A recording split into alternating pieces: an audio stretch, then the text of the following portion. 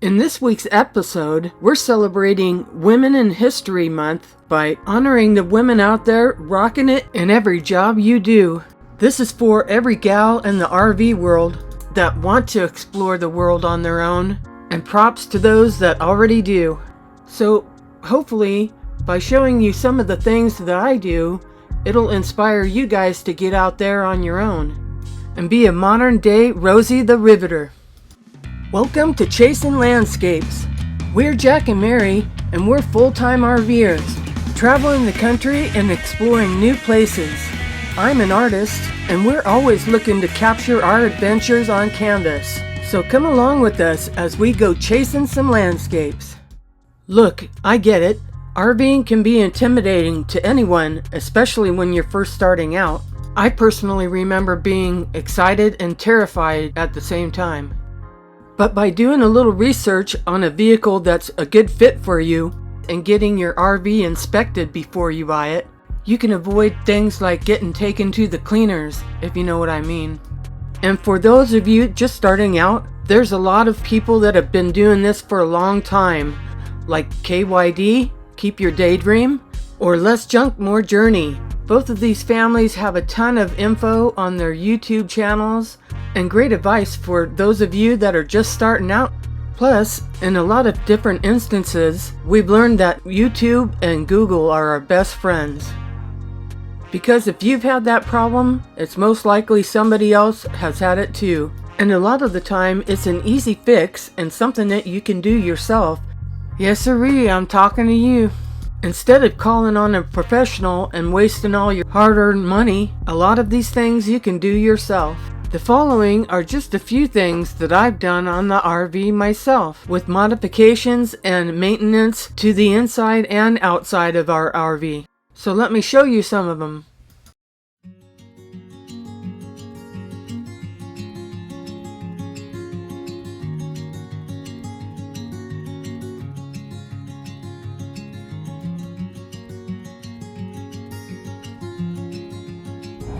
Alright you guys, you see the shape of this,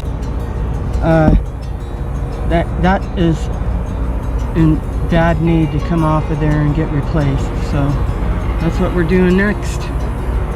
Alright, let's see if it will come off here. Once we do this one, we need to silicone the top part of it, so yeah, it's coming off. Ew.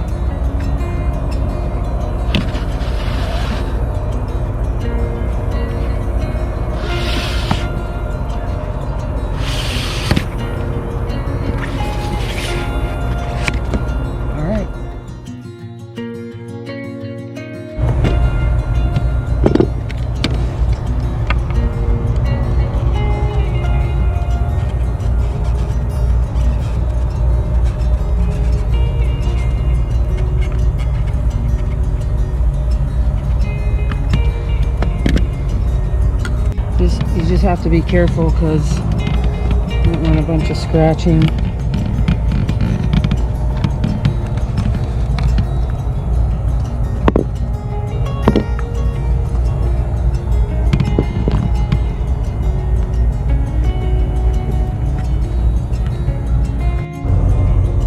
Alright you guys, it's the next morning and so we did caulk the edge here. As you can see, it's supposed to be clear, so I guess maybe it's not dry yet, but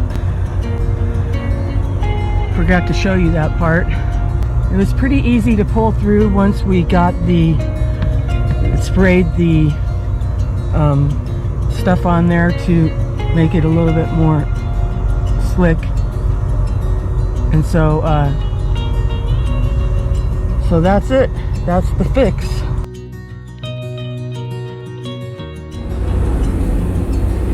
Hey you guys. So today I am going to clean off this roof and, well, on the side here, and I'm gonna lay down some tape just like that on that side. First I need to clean it, and then I'll be laying down the tape.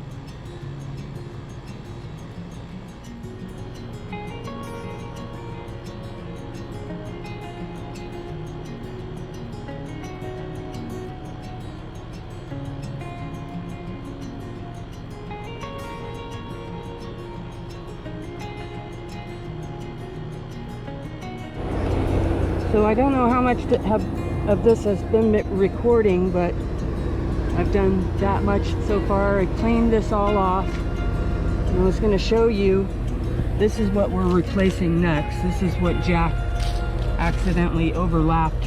It's like a little channel that goes all the way down the RV here, and he overlapped that little channel, so I had to up there,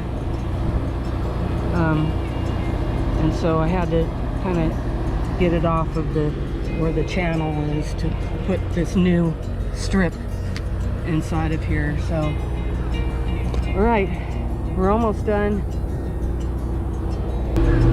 If you line it up, at least you got a better chance of making it go in the right direction that you want.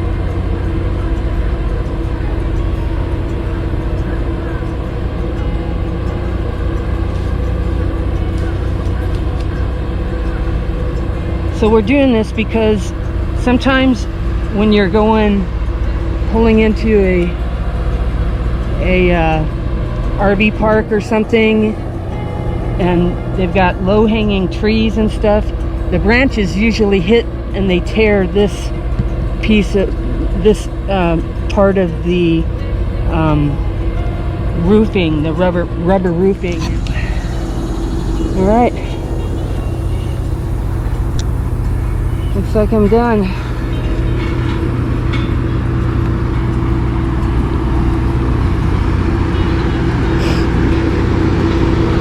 Went over that little piece right there. I just went over that little piece right there because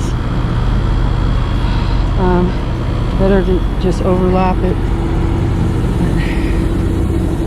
There we go. All right. Hey everybody. We pulled into a campground, and we pulled into an area because we got there early in the morning. They allowed us to go and park in the parking area made for big rigs. And as we were pulling up to the space, we didn't realize, but there was low-hanging branches. So we got the broken part off. And since this roof is not a solid piece, it's got like material. It's called a rubber roof, and it makes it a little bit harder to get this material off, the die core off of it. It's the adhesive that holds that skylight on. And so we removed the screws, and I'm in the process of removing the die core now. But let me turn this around and so you can see what we're dealing with here. Okay, this is the die core here, and this is the material that is covering the roof. And what's underneath of that, if you can see, is it goes straight to the wood. So if we get any holes along here, like we did here, it goes straight underneath to wood. We're gonna have to go back and actually put some sealing tape on it. But just to let you know, this is like really hard to get off of this roof because of this material. It could tear really easily. I watched a YouTube video on it, and the person said probably heating it up would probably do some help to release it a little bit better than just trying to scrape it off of there and possibly cutting into that stuff.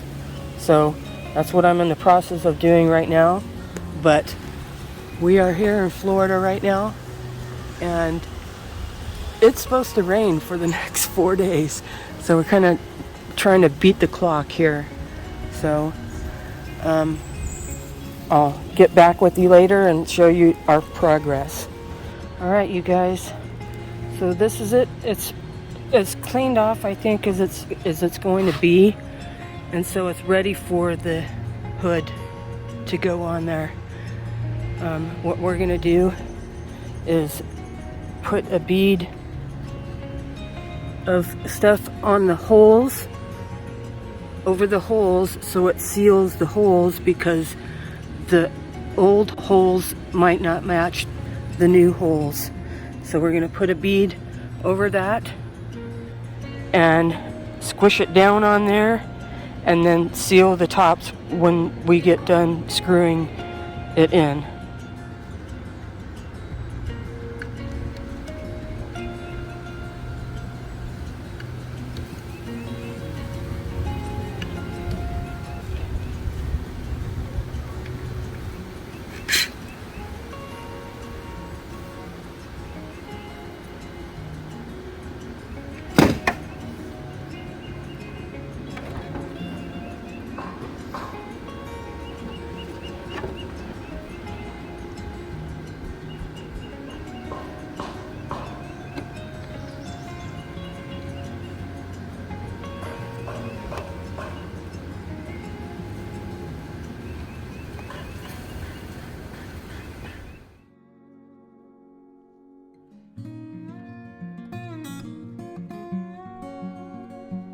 So here is the kitchen stove backsplash that we're going to put some glass tiles over. This is a before picture, and this is the after picture. We did need to cut some of the tiles in places in the kitchen and in the bathroom, but I think this turned out really beautiful. Don't you? Here's the bathroom mid-progress, and this room required a lot more cutting because of where the walls meet and working around the mirror and the electrical outlet. It was a lot of work, but a great learning experience. The tile work is completed in this picture, but we still got to put the mirror back up, and the grout still needs to go in. And here's our finished product. Don't you love it? It's a little bit different than the kitchen tiles, but it's beautiful nevertheless. So I just want to thank you guys for coming and watching our show, and I hope it showed you that girls can do things too, alright? We hope to see you in our next adventure. Do you have a question, comment, or suggestion? Please let us know. We like talking to you. We'd sure appreciate you liking and subscribing to our channel. Be sure to hit the notification bell, and please share with your friends.